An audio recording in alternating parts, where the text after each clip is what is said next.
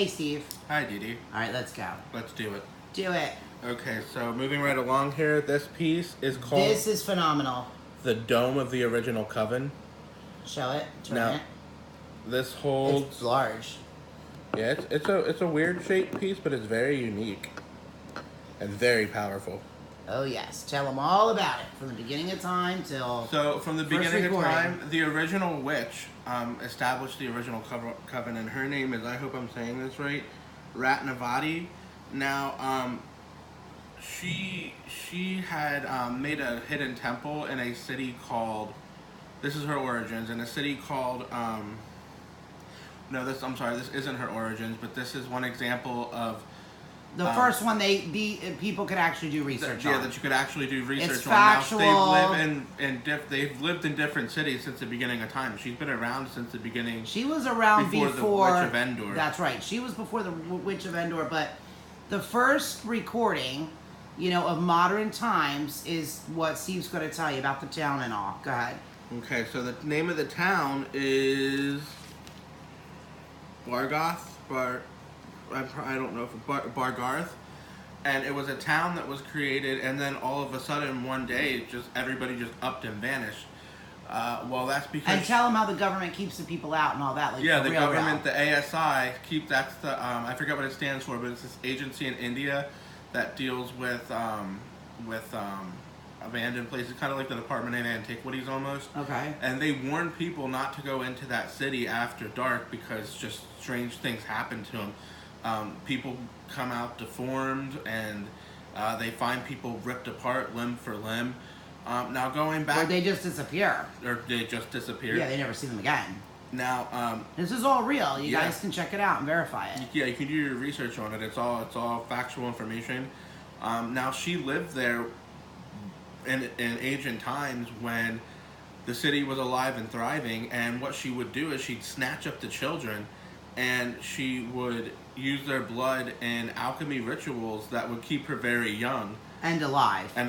Physically alive. And what happened was her powers were also keeping the city physically alive, because the person who made the city with the castle and stuff actually fell in love with her and gave the city to her, so her powers were attached to the city. So once she didn't have her powers anymore, the city fell into desiccation. Now what happened was the people in the city caught on to what was going on. She was snatching their children and eating their flesh and drinking their blood, and they all moved out, which meant that she and her coven were all doing this. And so what happened was they all moved away, and they all dried up and shriveled up. Their bodies they died. They died. Yeah, their bodies, their mortal vessels were inundated, and so they all live in here now.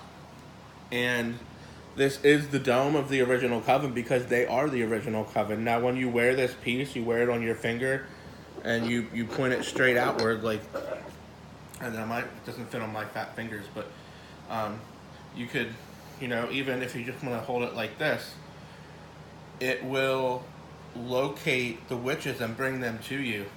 And they do any type of witchcraft magic that you can think of: dark magic, white magic, dual magic, spells, casting, all kinds of spells. But they've been around for like thousands. They can call upon anybody in the dead. Yeah, thousands. Even before the Witch of Endor called Samuel, she was calling people from the dead. So this is so if you're into the witches, the power of the witches, the casting of witches, the magic of the witches, anything like that, this is the ultimate piece. And what is it called? Is this? It's the temple coven, right? the dome of the original, or the Dome of the Original Coven. Dome of the Original Coven, and it is impressive. There's Definitely no spells impressive. for you to cast. There's the original you don't witches have didn't to even cast do the spells because they do them. Yeah, they do them for you. But they didn't even really do spells. They just could do things. Yeah, they like did. Spells came later on, thousands of years later, when it got watered down. Right. This, original witches didn't. They could just think bobble things around. and materialize Exactly. into existence. Exactly, and that's what this is. Okay, what's our next one? Let's do the Georgia Guidestone piece with a hooded figure. Yeah. Okay, you got to move this around for them. They've got to see this. Okay, hold on. Let me focus. Okay, turn it. Which way? Hold it straight up. Hold it straight up. Okay, there we go. Now move it around. Okay, there you go. You can There it see is. the start. It Can you moves see the start? everywhere. Now, this is real. This is an antique sterling silver. We have no idea what this stone is, but I can tell you the story in it, the story behind it. Go ahead, Steve, because you were there for this one.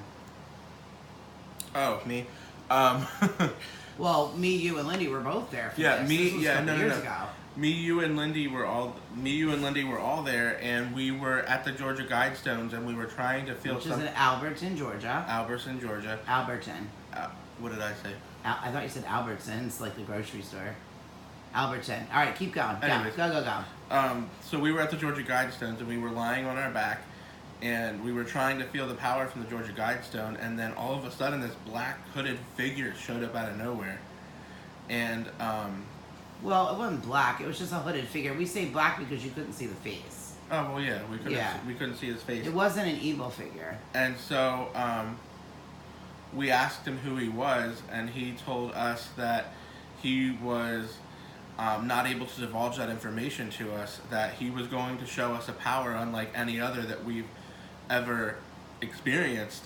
And so he gave us this piece and told us that this is the North Star. What does that mean? This means that this sheds light on any secret of the world that you want to know. But that's not all it does. The piece, show them the ring again. And let's turn it so they can see it. Like, hold it, yeah, hold it up. Like, move it, so they can see how it moves. There you go. Say stir Up more, there, right there. Now move it back and forth so they can see how it works.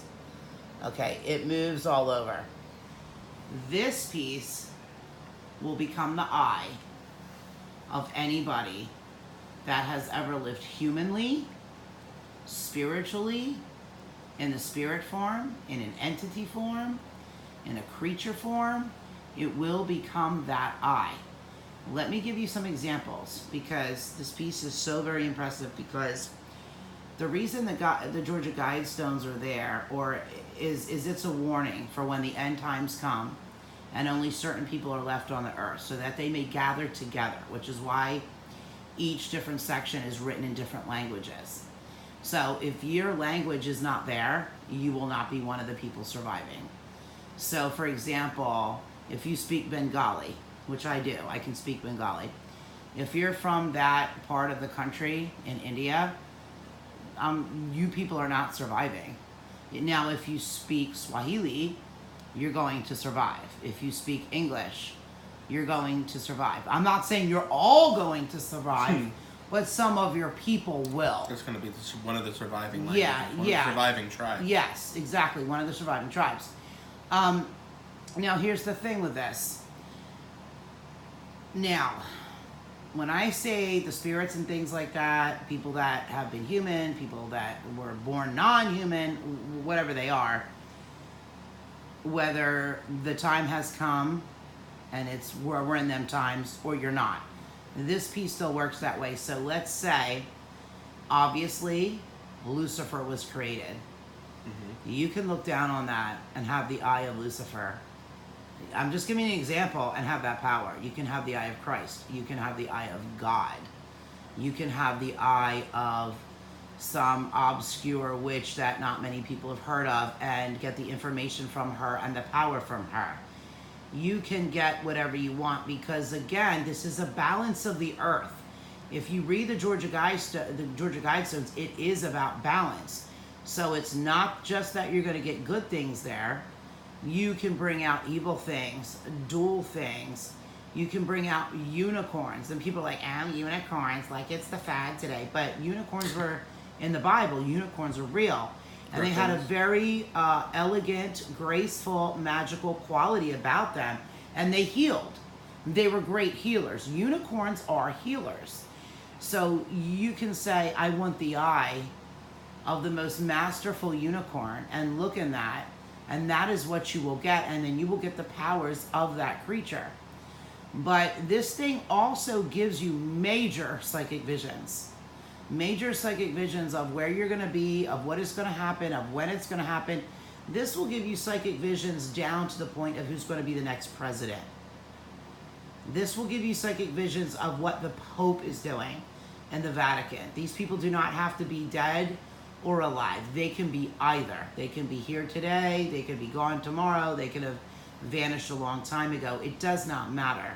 If they have ever existed, you can get their eye in that ring, gain the power, gain their knowledge.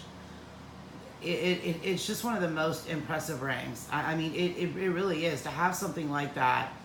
And I do believe it was created by the hooded figure. I do. And the weird thing is... So he told us he couldn't tell us who we were. Yes, that's right. He did not tell us who he was, but I can tell you by the energy that he was a very calming spirit, and our heads were together laying down. We were laying on our backs. And when he said, I want to give you this, we each had one in our hand. But when he left, there was only one left. And that's that one. And that's that one. So we had it in our hand physically, and then it was gone. It was so that we could see it while he was explaining it to us, but there was only one, and this is it. Okay, sit it up straight. And there it is. And that is not a light from the phone or a light from above. When you get it, this is what it's going to look like. Turn it a little bit this way. It's just constantly going to move. I'm telling you, it's an incredible piece as far as power goes. It isn't something to let go. All right, and that's it. We'll be back.